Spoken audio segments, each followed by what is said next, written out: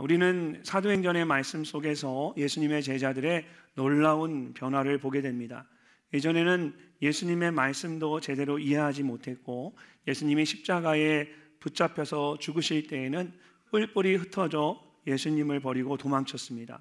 그런데 오순절 마가의 다락방에 모여 함께 기도하는 가운데 성령의 충만함을 받은 후에는 담대하게 나아가서 그들이 복음을 전하기 시작했습니다. 그들 중에 베드로와 요한은 우리가 함께 말씀을 통해 살펴본 것처럼 성전 미문에 앉아서 구걸하던 나면서부터 한 번도 걷지 못했던 사람을 예수님의 이름으로 일어나 걷게 했습니다. 그리고 성전에 있는 사람들에게 담대하게 예수님에 대해 전했습니다. 그날 성전 안에 베드로와 요한이 전한 복음을 듣고 예수님을 믿게 된 사람들이 남자만 5,000명이 넘었다라고 말씀합니다. 성전 안에 있던 사두개인들과 종교 지도자들은 많은 사람들이 동요하는 것을 보고 베드로와 요한을 잡아 가두었습니다. 그리고 다음 날 그 사람들이 베드로와 요한을 가운데 놓고 신문하기 시작했습니다. 그런데 놀라운 것은 베드로와 요한이 이런 상황을 통해서 오히려 성전 안에 있는 사람들에게 복음을 전했다라는 것입니다. 10절 말씀을 보면 이스라엘 사람들을 향해서 너희가 십자가에 못 박은 자를 하나님이 죽은 자 가운데서 살리셨다라고 말합니다. 예수님을 십자가에 못 박도록 했던 이스라엘 사람들에게 직접 이런 말을 할 수 있다는 것은 정말 놀라운 것입니다. 지금 이 말을 하는 그 베드로와 요한 앞에 있는 사람들이 바로 예수님을 십자가에 못 박도록 내어준 사람들입니다. 더 나아가 11절 말씀을 보면 이 예수는 너희 건축자들의 버린 돌로서 집 모퉁이의 머릿돌이 되었느니라 합니다.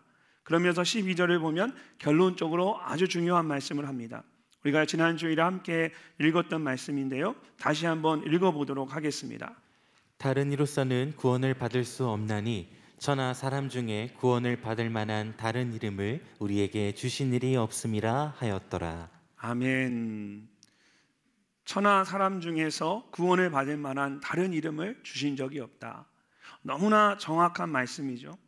이전에는 아무 말도 하지 못했던 그런 베드로와 요한이 여러분 어떻게 이렇게 정확하게 복음을 전할 수 있었을까요?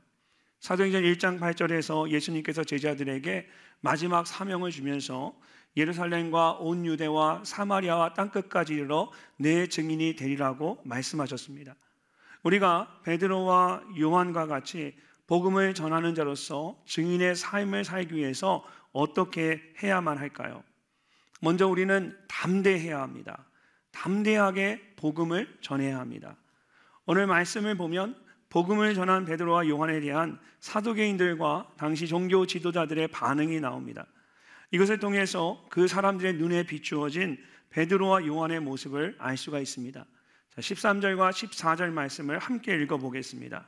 그들이 베드로와 요한이 담대하게 말함을 보고 그들을 본래 학문 없는 범인으로 알았다가 이상히 여기며 또 전에 예수와 함께 있던 줄도 알고 또 병 나은 사람이 그들과 함께 서 있는 것을 보고 비난할 말이 없는지라. 아멘. 그들이 베드로와 요한이 담대하게 말함을 보고 그들의 눈에 베드로와 요한이 복음을 전하는 또 말하는 그 모습이 담대해 보였다라는 것입니다. 여러분, 담대하게 말한다라는 것은 거침이 없다라는 겁니다. 베드로와 요한은 성전 안에 많은 사람들이 모인 가운데서도 그곳에 공개적으로 복음을 전했습니다. 누가 들을까 봐 또 숨어서 은밀하게 전한 것이 아니었습니다. 또한 담대하게 말한다라는 것은 대담하다라는 것입니다. 소극적으로 움츠려들며 눈치를 보는 것이 아니라 아주 대담하게 복음을 전했습니다. 더 나아가서 담대하게 말한다라는 것은 확신을 가지고 말한다라는 뜻입니다. 예수님이 부활을 했다 하더라 이렇게 말한 것이 아니라 예수님께서 부활하셨습니다 라고 분명하게 말했습니다. 우리가 이미 함께 읽었던 것처럼 너희가 십자가에 못 박은 자를 하나님이 살리셨다.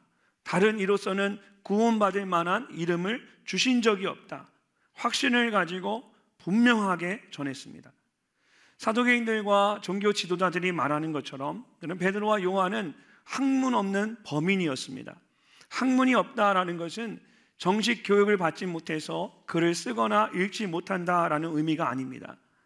여기서 학문이 없다라는 말은 신앙 교육을 받지 못했다라는 것입니다.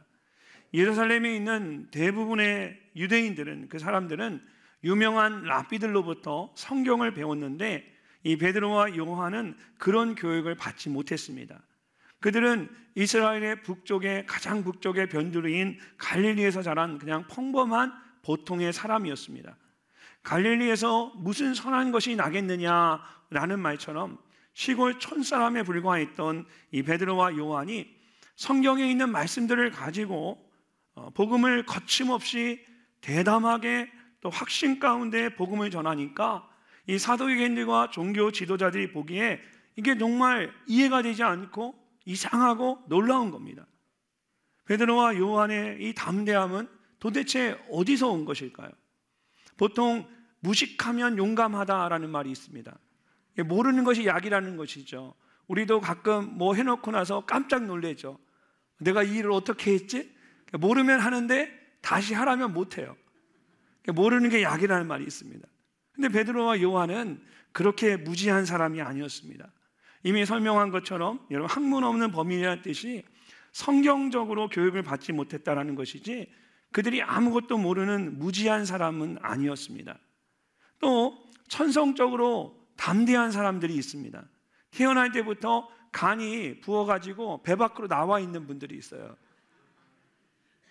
제가 어제 저희 아내랑 같이 어디에 갔다 나오면서 문을 열고 나오다 뒤에 따라 나오는데 문을 툭 놓고 저 혼자 나왔거든요.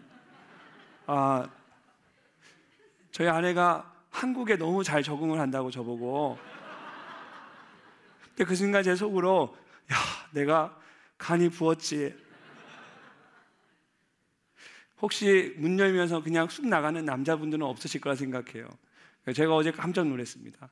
제가 평상시에 그런 사람이 아닌데 갑자기 그냥 저도 모르게 아무 생각 없이 나가다가 그런 이제 정말 천성적으로 담대한 분들이 있어요. 근데 여러분 베드로와 요한은 그런 사람이 아니었습니다. 성경을 보면 바다의 풍랑이 일 때 예수님을 제자들이 다 깨웠죠. 무서워서. 또 예수님이 십자가에 붙잡혀 끌려와 십자가에 달리실 때에도 제자들이 두려움에 또 무서움에 다 도망쳤습니다. 베드로와 요한은 타고난 담력이 있는 그런 사람은 아니었습니다. 마지막으로 훈련을 통해서 담대함을 갖게 된 사람들이 있습니다. 두려움이 많고 굉장히 약해 보이는데 야, 제가 진짜 사람 구실을 할까? 이런 생각이 드는데 어느 날 보니까 몸이 굉장히 좋아지고 자신감이 넘치고 담대한 모습을 보게 돼요. 그러면 거의 열의 아홉은 다 군대 갔다 온 사람들이 어디 해병대 가서 훈련 받고 담력을 얻어가지고 돌아오잖아요. 근데 베드로와 요한은 그렇게 어떤 훈련을 받을 만큼 그런 여유가 있는 시간도 없었습니다. 그렇다면 무지해서 용감한 것도 아니고 타고난 담력이 있는 것도 아니고 훈련을 받은 적도 없었고 베드로와 요한은 어떻게 이렇게 담대하게 복음을 전할 수 있었을까요? 우리가 함께 읽었던 13절 말씀을 다시 보시면 사람들이 베드로와 요한이 담대히 말하는 것을 보면서 정말 이상하게 여기는데 한 가지 그들이 분명하게 말하는 것이 있습니다. 전에 예수와 함께 있던 줄도 알고 예수와 함께 있었다. 사람들이 다른 것은 다 모르겠는데 베드로와 요한에 대해서 오직 한 가지 딱 분명하게 아는 것이 있었습니다. 베드로와 요한이 예수님과 함께 있었다라는 것입니다. 베드로와 요한이 담대하게 복음을 전할 수 있었던 것은 그들이 예수님과 함께 있었기 때문입니다. 그런데 이해가 되지 않는 것이 한 가지 있습니다. 베드로와 요한이 이전에는 예수님과 함께 있었지만 지금은 예수님께서 그들을 떠나셨는데 어떻게 그들이 예수님과 함께 있을 수 있을까요? 예수님께서 마지막에 제자들에게 뭐라고 말씀하셨습니까? 마태복음 28장 19절과 20절 말씀을 보면 이렇게 말씀하십니다. 우리 함께 한번 읽어보겠습니다. 그러므로 너희는 가서 모든 민족을 제자로 삼아 아버지와 아들과 성령의 이름으로 침례를 베풀고 내가 너희에게 분부한 모든 것을 가르쳐 지키게 하라. 볼지어다 내가 세상 끝날까지 너희와 항상 함께 있으리라 하시니라. 아멘. 볼지어다 내가 세상 끝날까지 너희와 항상 함께 있으리라. 예수님이 제자들을 떠나실 때 마지막으로 하셨던 말씀들 중에 내가 너희와 항상 함께 있으리라, 이와 같은 말씀들을 몇 번에 걸쳐서 말씀하셨습니다. 가서 모든 민족으로 제자를 삼으라, 내가 너희에게 분부한 모든 것을 가르쳐 지키게 하라. 이 말씀은 복음을 전하라는 것입니다. 그러면서 내가 세상 끝날까지 항상 너희와 함께 있으리라고 말씀하셨습니다. 예수님께서 우리와 함께 하시겠다라는 겁니다. 그러므로 담대히 나아가서 복음을 전하라는 것입니다. 그 예수님께서 사도행전 1장 8절에서 이렇게 말씀하셨습니다. 오직 성령이 너희에게 임하시면 너희가 권능을 받고 온 예루살렘과 온 유대와 사마리아와 땅끝까지 이르러 나의 증인이 되리라. 예수님께서 우리와 항상 함께 하십니다. 그런데 어떻게 우리와 함께 하십니까? 성령으로 함께 하십니다. 오직 성령이 너희에게 임하시면, 성령이 임하심으로 우리가 주님의 증인이 되고 담대히 복음을 전할 수가 있습니다. 사도행전 말씀을 보면 예수님의 제자들이 항상 복음을 전하는데 담대히 복음을 전했습니다. 그런데 담대히 복음을 전했다는 말씀이 나오기 전에 항상 바로 앞에 먼저 나오는 하나의 말씀이 있습니다. 바로 그들이 성령 충만하여 라는 말씀입니다. 그들이 성령 충만하여. 24절 사도행전 2장 4절 말씀을 보면 오순절 다락방에 모여있던 제자들이 성령의 충만함을 받고 성령이 말하게 하심을 따라 다른 언어들로 말하기를 시작했다라고 합니다.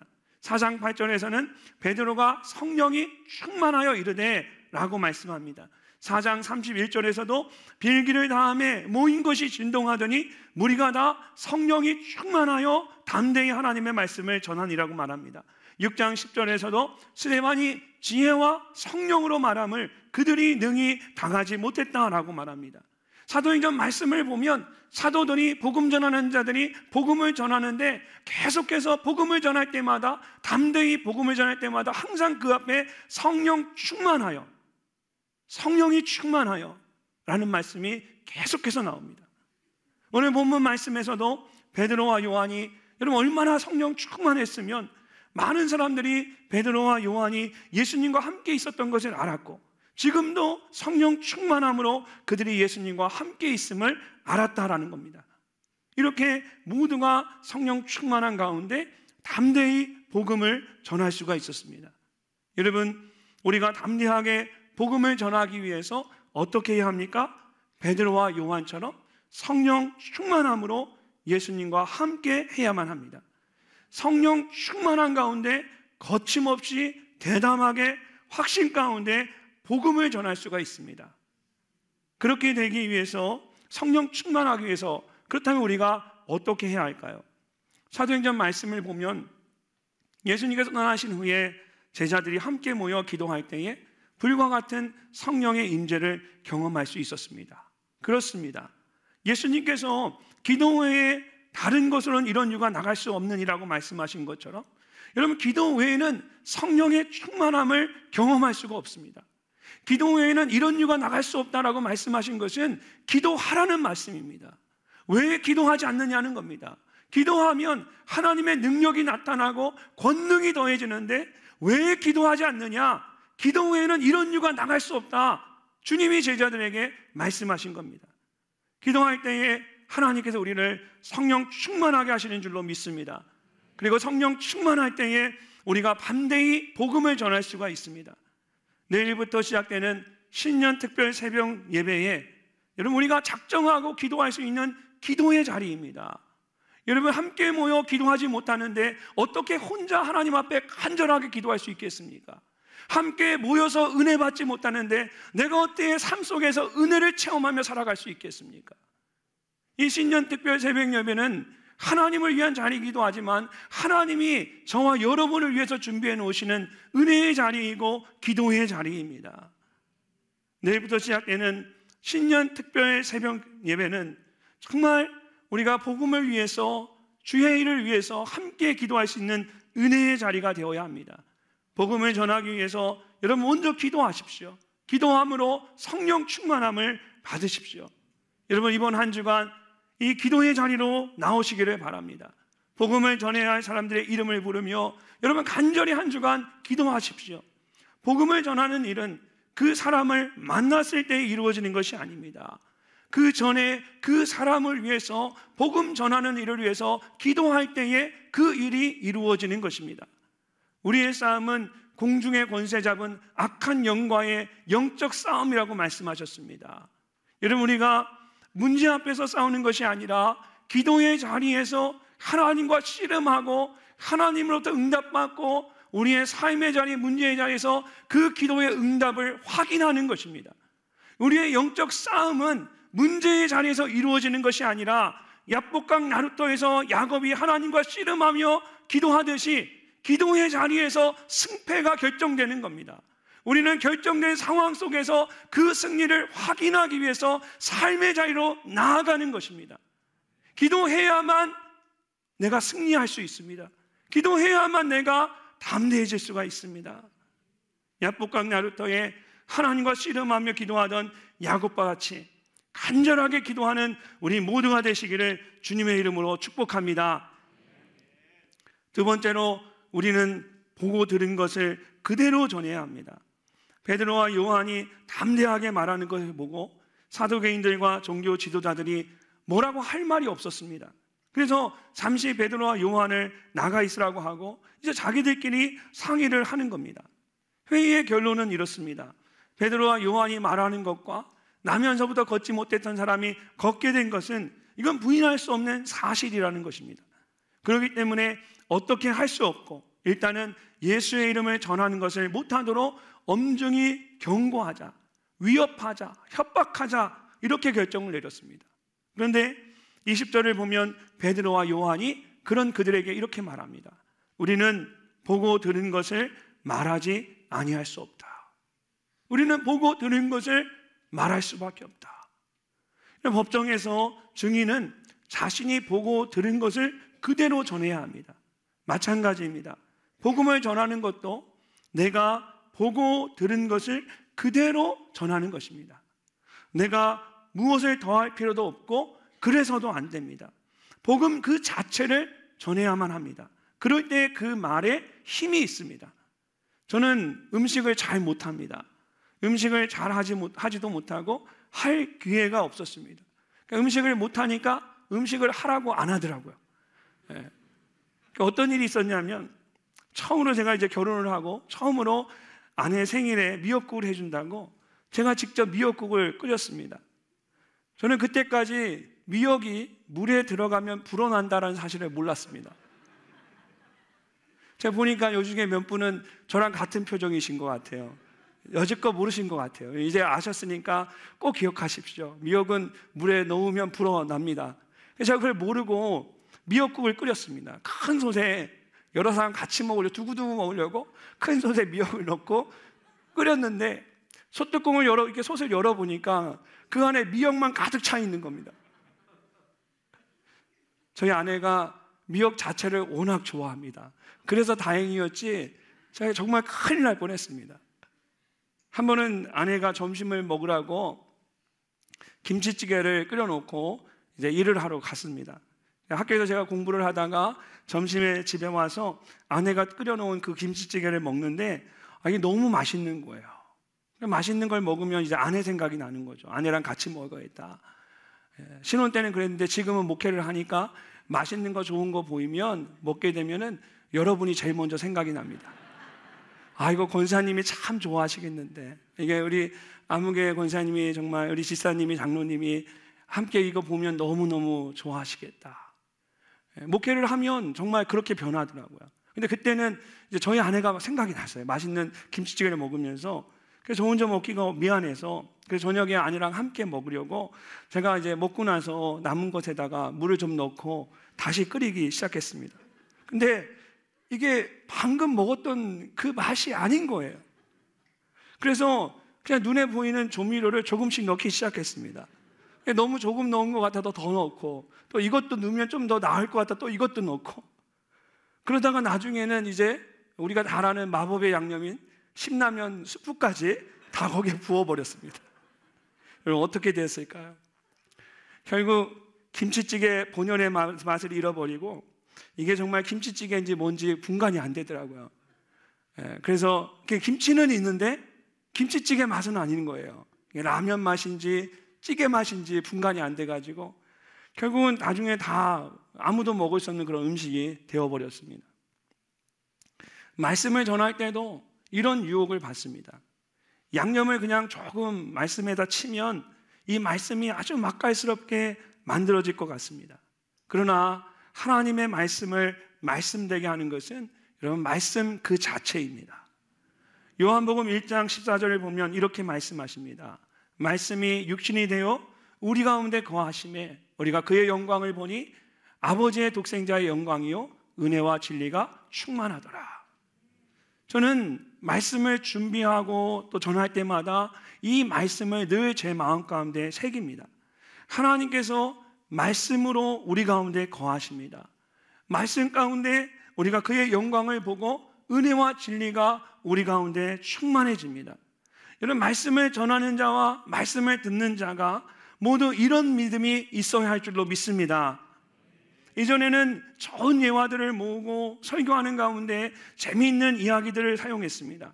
그러나 말씀을 전하면 전할수록 그런 것들이 큰 의미가 없다는 것을 깨닫게 됩니다.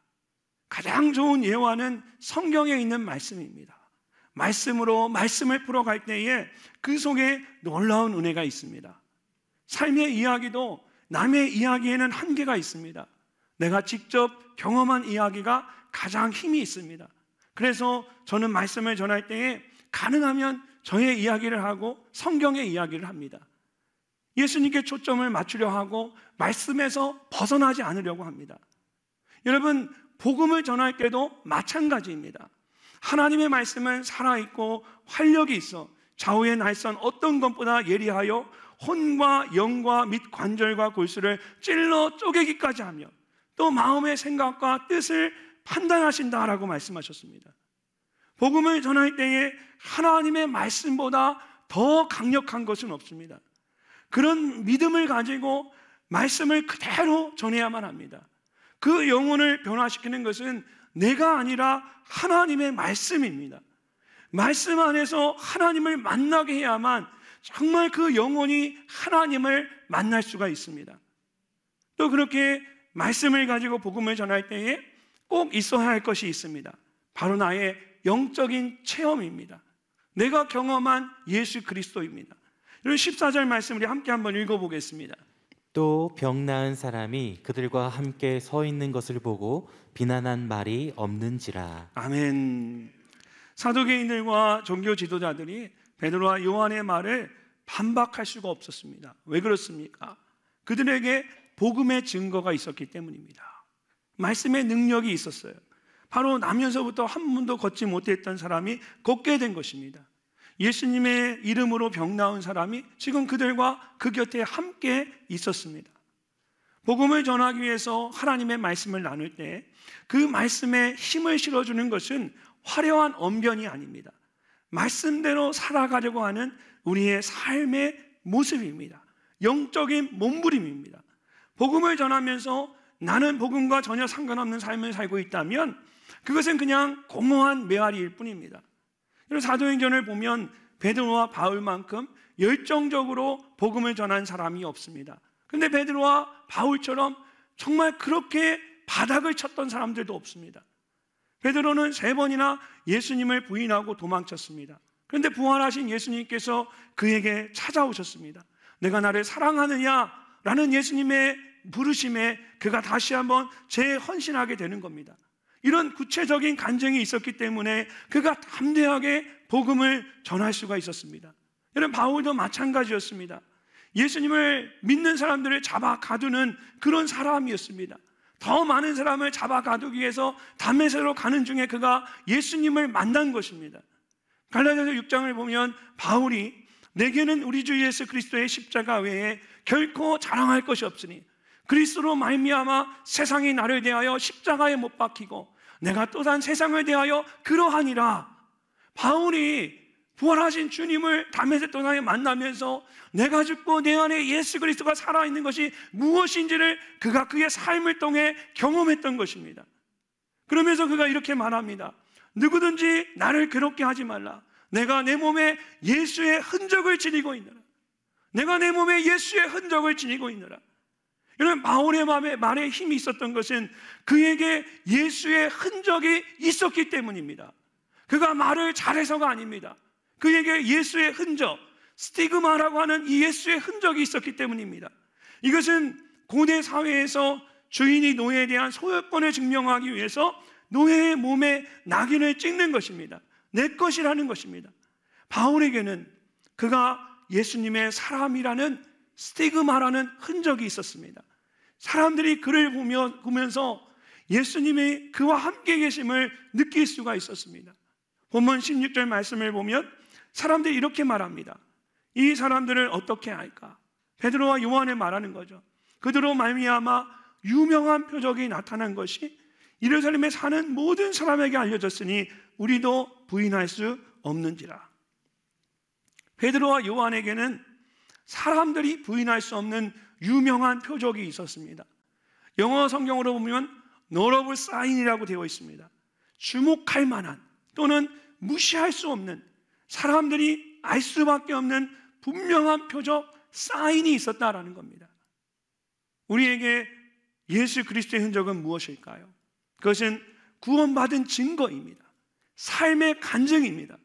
내 안에 계신 예수 그리스도입니다. 우리는 사람들이 주목할 수밖에 없고 무시할 수 없는 그런 분명한 신앙의 간증을 통해서 예수 그리스도를 드러내야만 합니다. 그럴 때 사람들이 그것을 부인할 수가 없습니다. 올 한 해 하나님께서 우리 공동체에게 나의 믿음대로 내게 이루소서라는 약속의 말씀을 주셨습니다. 여러분, 이 말씀 그대로 올 한 해 여러분의 삶 가운데 여러분의 기도가 응답되어지는 믿음의 역사가 있기를 바랍니다. 근데 여러분이 잘 되고 복받기 위해서 이런 역사가 있으시라는 건 아닙니다. 여러분, 나의 믿음대로 내게 이루소서, 그 기도의 제목을 가지고 기도하면서 여러분이 삶 속에서 하나님이 살아계심을 경험하십시오. 여러분이 하나님의 삶 속에서 하나님의 기도의 응답, 하나님의 응답하심을 경험하십시오. 그래서 여러분의 삶 가운데 믿음의 증거들이, 믿음의 간증들이 있기를 바랍니다. 복음을 전하기 전에 여러분 먼저 복음을 경험할 수 있기를 바랍니다. 그럴 때 우리가 담대하게 복음을 전할 수가 있습니다. 마지막으로 복음을 전하는 자는 하나님 앞에서 전해야 합니다. 사두개인들과 종교 지도자들이 베드로와 요한을 위협하여 다시는 예수의 이름으로 말하지 말고 가르치지 말라고 경고했습니다. 그러자 19절을 보면 베드로와 요한이 이렇게 대답합니다. 우리 함께 한번 읽어보도록 하겠습니다. 베드로와 요한이 대답하여 이르되 하나님 앞에서 너희의 말을 듣는 것이 하나님의 말씀을 듣는 것보다 옳은가 판단하라. 아멘. 하나님 앞에서. 여러분, 지금 베드로와 요한은 누구 앞에 있습니까? 사두개인들과 종교 지도자들 앞에 서 있습니다. 근데 그들은 그렇게 말하지 않습니다. 베드로와 요한은 하나님 앞에서라고 말합니다. 육체적으로는 사람들 앞에 서 있었지만 영적으로는 하나님 앞에 서 있었던 겁니다. 우리가 복음을 전할 때에 내가 보고 들은 것을 전하다 보면 자칫 두려워하거나 아니면 나를 드러낼 수가 있습니다. 그렇게 되지 않으려면 우리가 꼭 기억해야 할 것이, 사람들에게 복음을 전할 때에 내가 사람에게 전할지라도 내가 하나님 앞에서 복음을 전하고 있다는 것을 기억하는 것입니다. 베드로와 요한이 여러분 어떤 마음으로 하나님 앞에서라는 그런 말을 했을까요? 이 말에는 복음을 전하는 것이 하나님께서 명령하신 일이라는 믿음의 고백이 담겨져 있습니다. 베드로와 요한은 예수님에 의해 세움을 받은 사도였습니다. 사도라는 말은 보냄을 받은 자라는 뜻입니다. 예수님께서 하늘과 땅의 모든 권세를 주셔서 그들로 하여금 복음을 전하는 사도가 되게 하셨습니다. 보냄을 받은 자는 보내신 분의 말씀을 그대로 전해야 합니다. 사극과 같은 역사 드라마를 보면 여러분, 왕의 사자가, 임금의 사자가 그 왕의 말을 전하는 장면이 나옵니다. 그때 왕에 의해서 보냄을 받은 사자가 가장 먼저 뭐라고 외칩니까? 어명이요, 그러죠. 어명이요. 어명이라는 말은 왕의 명령이라는 것입니다. 이 짧은 한마디가 말씀을 전하는 그 사람에게 강력한 힘이 됩니다. 왕과 같은 권세를 가지게 합니다. 그래서 그를 담대하게 만들어줍니다. 믿지 않는 사람에게, 구원받아야 할 영혼에게 복음을 전하는 것은 하나님의 어명인 줄로 믿습니다. 그렇기 때문에 우리가 담대할 수 있습니다. 복음을 전하는 우리 모두에게 그런 확신과 담대함이 있어야 할 줄로 믿습니다. 또한 이것은 우리에게 거룩한 사명이 됩니다. 예수님께서는 우리에게 증인이 되리라고 말씀하셨습니다. 어떤 특별한 사람들만 자신의 생각과 노력으로 증인이 되는 것이 아닙니다. 복음을 들고 구원받은 모든 사람은 구원받는 그 즉시 자연스럽게 증인이 되는 것입니다. 증인의 삶을 살아야 되는 것입니다. 우리 모두에게는 구원받는 그 순간, 복음을 듣고 누구로부터 복음을 듣고 예수님을 믿게 되는 그 순간 증인으로서 삶을 살아야 할 그런 사명이 있는 것입니다. 여러분, 우리 교회같이 사람이 많은 교회는 가만히 있어도 사람이 계속해서 옵니다. 그렇게 해서 그냥 자연스럽게 사람이 많이 모인다고 해서 그 교회가 하나님이 원하시는 건강한 교회일까요? 어명을 따르지 않고 사명을 잊고 살아가는 교회는 절대로 건강한 교회가 될 수가 없습니다. 사람이 많아지고 교회가 커진다고 해서 우리 교회가 건강하고 영향력 있는 교회가 되는 것이 아닙니다. Healthy Growing Church라는 말이 있습니다. 과거에는 교회가 사람들이 많이 모이는 것에 관심을 가졌습니다. 그래서 신학교에서 교회 성장이라고 해서 Growing Church에 대해서 어떻게 교회가 계속해서 성장할 수 있는가, 이런 것들을 가르쳤습니다. 그런데 그렇게 해보니까 교회가 사람들은 많이 모이는데 제 역할을 감당하지 못하는 겁니다. 그래서 건강한 교회 성장이라는 Healthy Growing Church라는 새로운 용어를 사용하기 시작했습니다. 그냥 성장하는 것이 아니라 사람도 성장할 때 그냥 성장하면 안 되잖아요. 사람도 성장할 때 건강하게 자라는 것이 가장 좋은 겁니다. 그냥 몸만 비대하게 살찌면 얼마나 이게 불행한 일입니까? Healthy Growing Church, 그러니까 교회가 건강하게 성장해야 된다는 겁니다. 근데 어떻게 그것을 알 수 있습니까? 이 건강한 교회 성장에 대해 말할 때 가장 중요하게 생각하는 것이 침례입니다. 침례 받는 것. 한 해 동안 교회에서 복음을 듣고 침례를 받은 사람이 몇 명이고 전체 성도의 비율 가운데 그 비율이 어떻게 되는지를 파악하는 것입니다. 그리고 그것을 건강한 교회 성장의 지표로 삼습니다. 교회에 새로운 사람들이 오는 것을 마냥 좋아해서는 안 됩니다. 오늘 처음 방문하신 분들은 절대 오해하지 마시기 바랍니다. 여러분 오시는 거 참 감사해요. 그러나 여러분이 오시는 것과 별도로 우리의 마음을 얘기하는 겁니다. 그냥 매주 새로운 분, 오늘 지난주에 더 많은 분들이 등록하셨구나, 이런 것이 우리의 관심이 되어서는 안 된다라는 겁니다. 정말 중요한 것은 영적 재생산입니다. 교회 안에 예수 믿고 구원받는 사람들이 날마다 더해져야 합니다. 성경을 보면, 사도행전 말씀을 보면 주를 경외함과 성령의 위로하심으로 믿는 자의 수가 날마다 더해졌더라. 교회가 든든히 세워졌다고 하면서 믿는 자의 수가 날마다 더해졌다라고 해요. 여러분, 정말 교회에게 필요한 것은 날마다 믿는 자의 수가 더해지는 것입니다. 감사한 것은 우리 교회에 매주 등록하시는 분들 중에 처음 예수님을 믿는 분들이 계속해서 있으세요. 지난 다니엘 특세를 통해서 예수님을 믿게 되어서 교회에 등록하신 분들도 많이 계셨어요. 매주 등록하는 분들 중에 오랫동안 어렸을 때 교회 다녔다가 신앙생활 하다가 이제 그 늘사랑교회를 통해 예배를 드리고 믿음을 회복하는 분들, 처음으로 예수 믿는 분들, 불교나 다른 종교를 믿다가 우리 교회를 통해서 말씀을 듣고 예배 가운데 하나님이 그 만져주심을 경험하고 우리 교회 안에 등록하고 신앙생활하는 이런 분들이 매주 그런 분들이 계속해서 있다라는 거, 저는 이게 너무 감사한 거예요. 얼마나 귀한지 몰라요. 현재 우리 교회 전도부에서 2022년 전도지와 물품을 새로 준비하고 있습니다. 이것을 누가 사용해야 할까요? 전도부에 계신 그런 분들이 아닙니다. 여러분이 복음을 전하는 일에 이 전도 물품을 사용하셔야 합니다. 여러분 나가실 때 전도 물품 가지고 가서 가시는 분들이 얼마나 계신지 모르겠어요. 저희 아내가 이번 주에 저 그렇게 말하더라고요. 한국말로 전도할 수 있는데 전도를 제대로 하지 못하고 있는 게 하나님 앞에 너무 부끄럽다.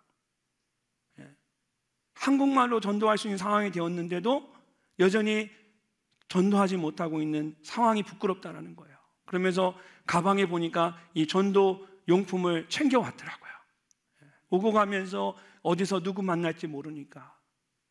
예전에 어떤 분이 그런 이야기를 해요. 일부러 집에서 가까운 공원이 아니라 멀리 떨어져 있는 공원에 5분, 10분 운전해서 공원에 산책을 가신대요. 왜 그러냐 했더니 거기에 가서 거기서 만나는 사람에게 복음 전한다는 거예요. 일부러 학부 모임에 간대요. 일부러 동문회, 동창회에 간대요. 거기 가서 복음 전하기 위해서. 여러분, 가방에 전도 물품 가지고 다니시면서 교회에서 만들어 놓은 것 여러분 마음껏 사용하세요. 없어져서 더 만들었으면 전 좋겠어요. 여러분, 거두시는 분은 하나님이십니다. 우리가 거두시는 분은 하나님이시고 뿌리는 자는 거두는 것까지 염려하지 않아도 돼요. 하나님이 저와 여러분에게 부탁하시는 것은 복음의 씨앗을 뿌리라는 거예요. 그 씨앗이 열매로 맺어지고 거둬지는 것은 하나님이 하시는 일이에요. 우리가 거두는 것을 염려하며 복음의 씨앗을 뿌리는 것을 주저할 이유가 없다라는 것입니다. 여러분, 그 복음의 씨앗을 계속해서 뿌리시기 바랍니다. 하나님께서 반드시 기쁨으로 그 단을 거두게 하실 줄로 믿습니다. 또 전도부에서 작년 하반기부터 전도 훈련을 준비하고 있습니다. 제가 부탁드렸어요. 우리 교회에 맞게 정말 쉽게 복음을 전할 수 있는 그런 훈련 과정을 준비해달라. 누구를 위한 훈련입니까? 전도팀만을 위한 훈련이 아니지요. 아주 간단하게 복음을 전할 수 있도록 준비했는데 여러분, 이번 봄학기에 LMC 기간에 전도를 위한 강의가 또 개설이 될 겁니다. 복음을 전하고 싶은데 어떻게 전해야 할지 모르는 분들이 이 강의를 들으시면 됩니다. 복음에 대한 열정을 갖고 싶고 복음을 분명하게 알고 싶은 분들도 이 강의를 들으시면 됩니다. 이런 복음에 대해 가장 정확하게 할 수 있는 가장 좋은 방법이 뭔지 아세요? 나가서 복음을 전해보면 압니다. 복음을 전하면 복음이 내 안에 분명해집니다. 아주 간단하게 복음에 대해 설명을 해드리고 그것을 전할 수 있도록 우리 전도부에서 여러분 훈련시켜드리고 도와드릴 겁니다. 이 마지막 때에 사명감을 가지고 복음을 전하는 우리 모두가 되시기를 주님의 이름으로 축복합니다. 한국의 대표적인 부자 가문 중에 경주 최부잣집이 있습니다. 보통은 부자가 아무리 부유해도 3대를 넘기지 못한다고 합니다. 그런데 경주 최부잣집은 1950년대에 그 재산을 스스로 사회에 환원할 때까지 12대에 걸쳐서 300년 동안 경주에서 가장 큰 부잣집이었어요. 존경받는 부자 가문이었습니다. 그런 경주 최부잣집의 경영 철학과 아름다운 이야기를 담은 책이 있는데 그 책의 제목이 사방백리 안에 굶어 죽는 사람이 없게 하라입니다. 사방백리 안에 굶어 죽는 사람이 없게 하라. 이것은 최부잣집이 대대로 지켜온 가훈입니다. 그들은 단지 자신들만 잘 먹고 배부르게 사는 것이 아니라 주변에 있는 모든 사람들을 먹이고 살리는 삶을 살았습니다. 그것을 그들의 사명으로 알았습니다. 사랑하는 성도 여러분, 적어도 나의 주변에는, 그리고 우리 교회 주변에는 복음을 듣지 못하고 삶을 마감하는 안타까운 인생이 없어야 하지 않겠습니까? 하나님께서 우리에게 이렇게 큰 은혜를 주시는 이유가 뭐겠습니까? 적어도 우리 교회 주변의 사방백리에는 복음을 듣지 못해서 삶을 마치는 안타까운 사람들이 여러분 없어야 하지 않겠습니까? 하나님 앞에서 주신 사명을 기억하고 담대하게 전하는 저와 여러분 되시기를 주님의 이름으로 축복합니다.